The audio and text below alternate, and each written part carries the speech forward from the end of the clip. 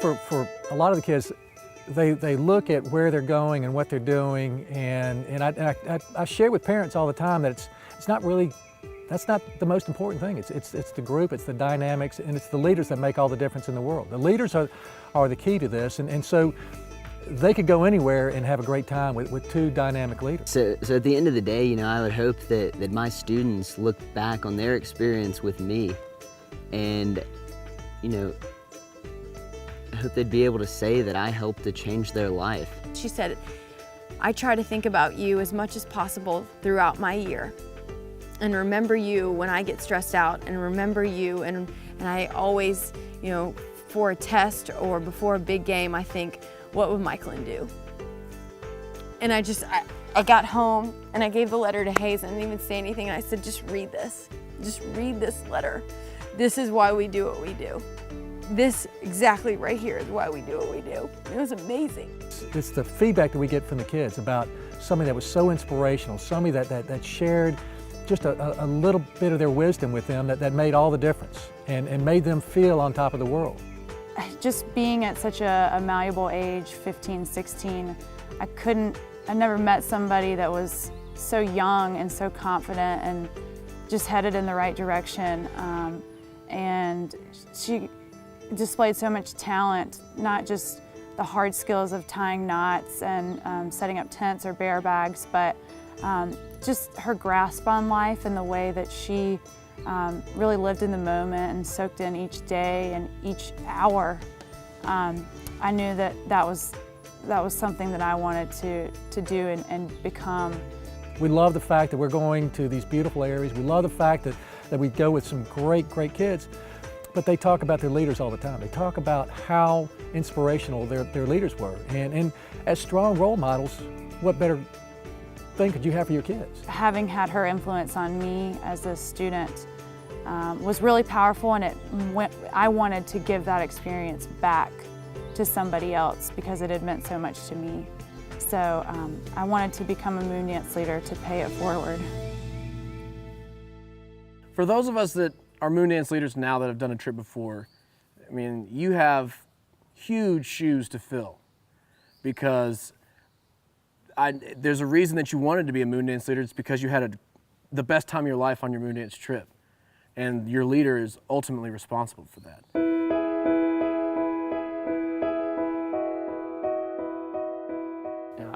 I speak in Moon Up often about the leaders that I look up to and have looked up to through the years.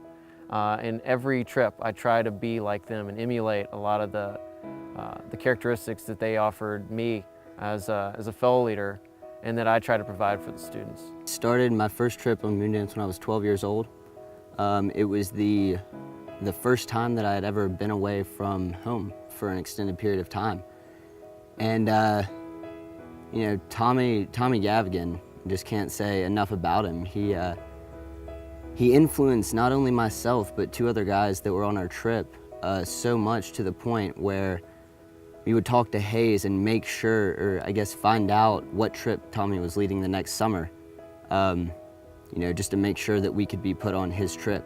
And when these students requested that they have me as a leader again, that was enormously not only gratifying, but it was very humbling, because all I wanted to do was provide a trip that that the students really enjoyed themselves.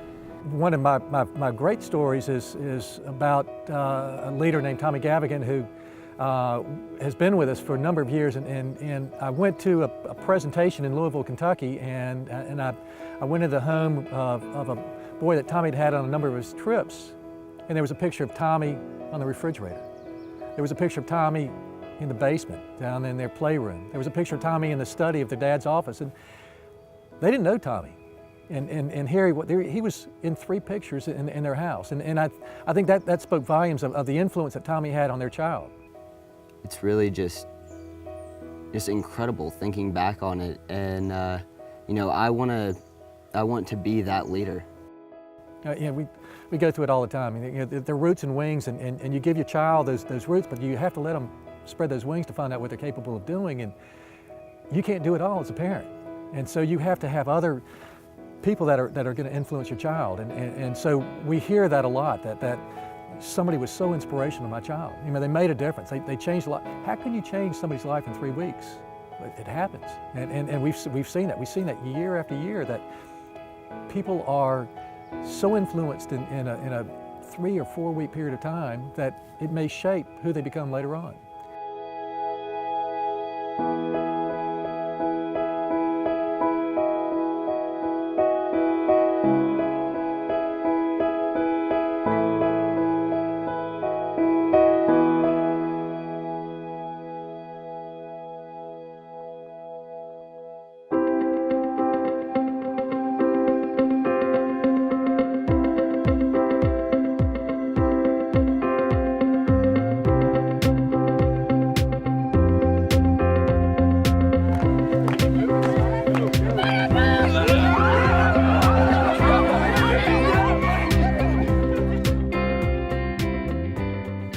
So we bring everybody together in Western North Carolina, close to where our office is, and spend this time training our staff.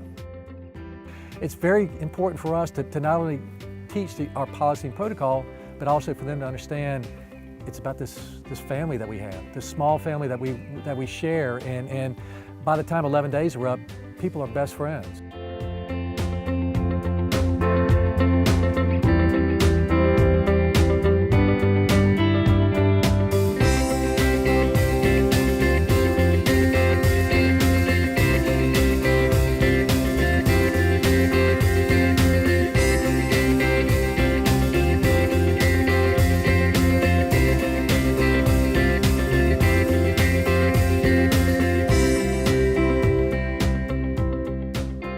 The leaders that Moondance attracts and the leaders that we hire are creative and interesting and goofy. I laugh harder during staff training and throughout the summer when I'm working than I do the rest of the year. They're well-traveled and they're kind of seekers of knowledge. And I think that's part of what it takes to be a Moondance leader. You want to know. It's a really special bond to bring people to this place, to have the passion to want to work and provide a certain spirit about Moondance is a unique quality that the people here possess. They're seeking out something fantastic.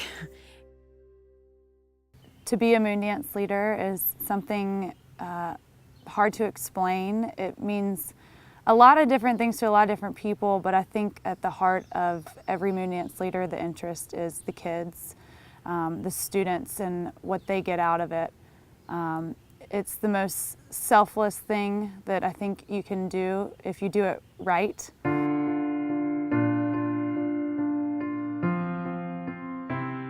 You do have the ability to change the direction of the way these students are going and really affect not just their interest in the outdoors, but their confidence in themselves, and that may lead to them finding their passion for journalism or basketball or accounting, and really excelling in what they're doing because they believe in themselves. So I think to me, being a Moondance leader is all about helping students find the confidence that they may not have possessed before they came on their trips. You'll have kids that have never gone camping, never even put on a backpack. They'll bring out their backpack sometimes with tags on it, and you can take them on a hike, cook them a meal in the outdoors, everything that they never thought that they would ever do, and it turns out that they love it.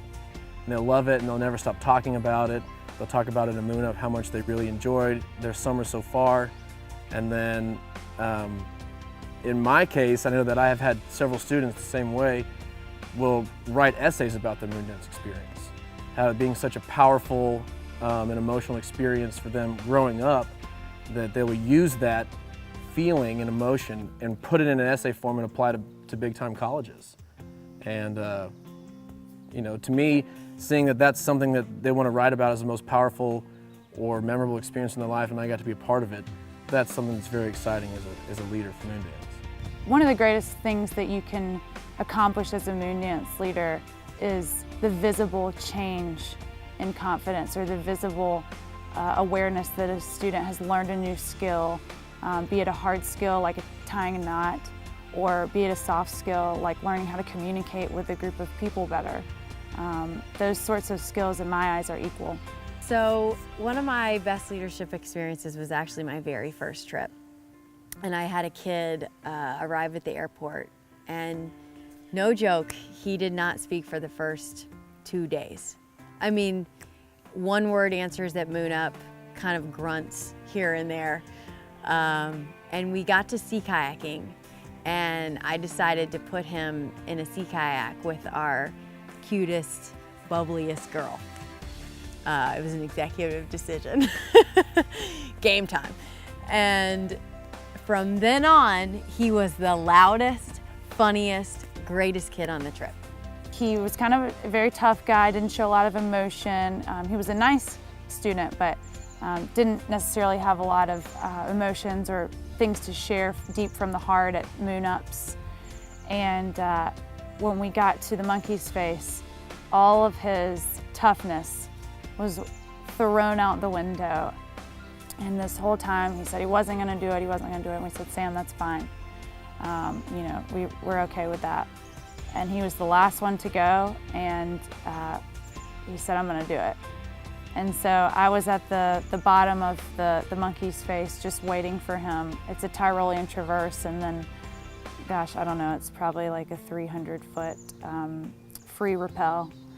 And he did it, and just screaming all the way across, not necessarily out of fright, but sheer excitement, and made it all the way down the rappel, and his face and his body just collapsed in front of me with joy, and he just wrapped his arms around me and was, you know, almost in tears.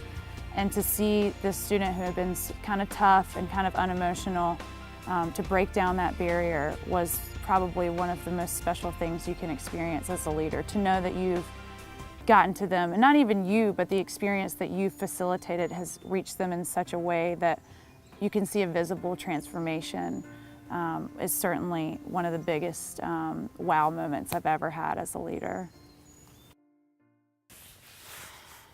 Ooh, the last day. The last day is without a doubt the hardest day of the trip. You get a lot of tears.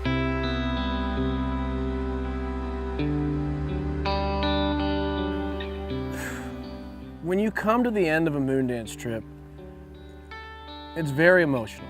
It's actually kind of funny if you look at the 2 airport days. You fly in, and these kids are, you know, it's kind of an awkward day. You know, everybody's kind of walking around, shaking your hand. You know, you can tell them they may not really be into it. It's just kind of a weird atmosphere. But at the end of the trip, it's incredible. I kind of like to think of the last day starting with the last night of the trip, the last Moon Up. And it's a really, really powerful moment. And I've heard some of the best things I've heard on Moondance in the 7 years that I've worked come out of kids' mouths from that last Moon Up circle, from the things that they've learned and the things that they'll miss, and them saying, you know, I realize that I don't need to shower every day. I realize that I can do anything, that I feel like I'm on top of the world, and I want to keep that feeling when I go home, that I can cook for my parents, that I can, it's just that I realize that I can be friends with anybody, and that I need to go home and treat people a little bit better, and then kind of letting everyone stay up a few extra hours and just soak up the last little bit of time with each other. And then that last ride to the airport is just, it kind of breaks your heart just a little bit. I mean, it's it brings a lot of attention to us sometimes because these kids will all come together and say goodbye, and they're just sobbing.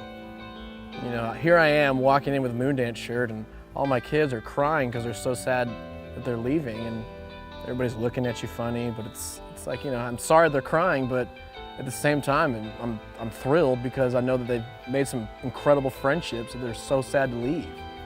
And then that walk, that walk to security is just, it's heartbreaking. And everyone kind of exchanging last minute information, and then standing there at security while you kind of say, it's like saying goodbye to your children, because I feel like you call them your kids the whole trip, and it's like you're the parents, and you just, it's really sad. And they're all hugging you for the 5th time goodbye, and it's really sad. And when I get home, I feel like I hit a brick wall. You know, I take a sense of pride that I'm able to bring a group of strangers together and then have them leave as best friends and know that the bond that they share with one another will continue. I miss my kids, and I miss my co-leader, and I miss the activities, and I miss the fun times, I miss the laughs, and I miss the learning, and I miss all of it. So that last day, it's the worst day.